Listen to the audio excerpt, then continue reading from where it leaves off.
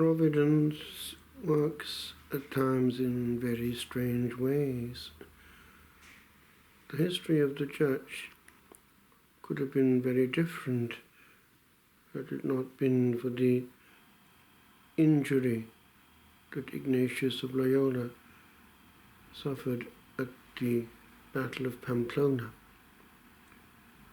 It led to his long convalescence, in which he read things that normally he wouldn't be inclined to read. And he felt inspired by the lives of these saints who were not military heroes, but heroes in a different militia.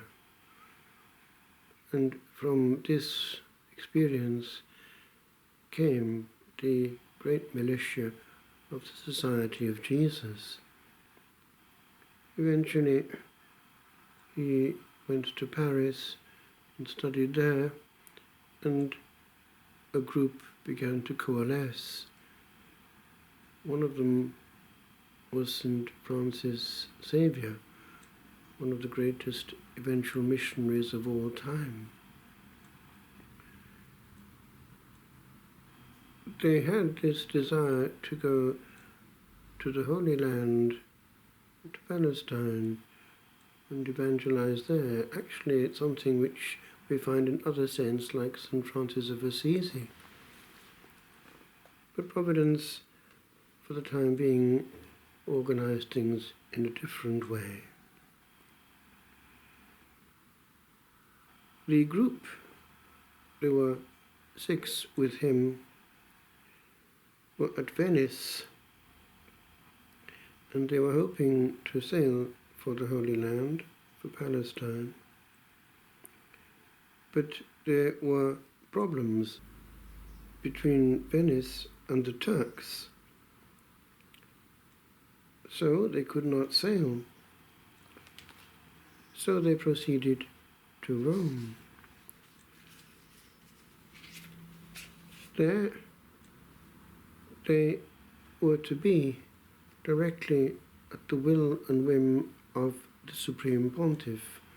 That was the thrust that was given to them, and they were for centuries an arm of the Pope for mission.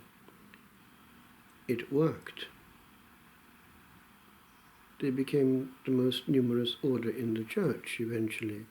They reached 35,000 some years ago. And they were born at the time that they were needed.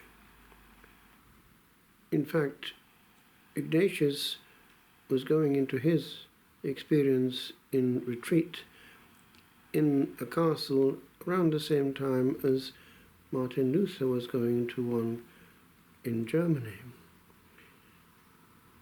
The consequences of these two experiences were very different, as we know. They became one of the elements of the Counter-Reformation and also a means of evangelizing when it came to the conquest of new missionary territories. They used what was out there, and they hit hard because they influenced future kings. They were able to educate the best. And we know how in England they were a force to be reckoned with, an underground which was a nuisance to the authorities, so much so that the whole network under Father Garnet was hunted out ferociously, and we know how they were tortured and executed. I read in France the diary of Father Gerard, who actually escaped from the Tower of London. It makes one's hair stand on end. And he was able, in secret, to get what he needed to celebrate the Holy Sacrifice in the Tower of London, not far from where he was being tortured. One can still visit the torture chamber to this day, and he describes the tortures.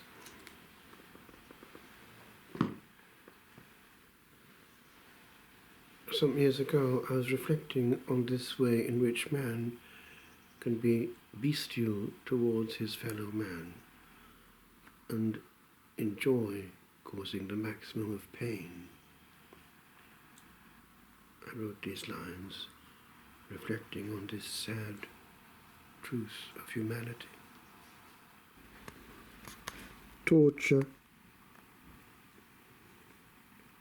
of what is made a pain, how is combined the sound of this alarm that all must heed, of what is made a brain that has refined the niceties of utmosts, that may plead upon an armoured will to give a moment of consent. Is this one ball the pocket of the cosmos where ours live within a state of feeling? Is time all?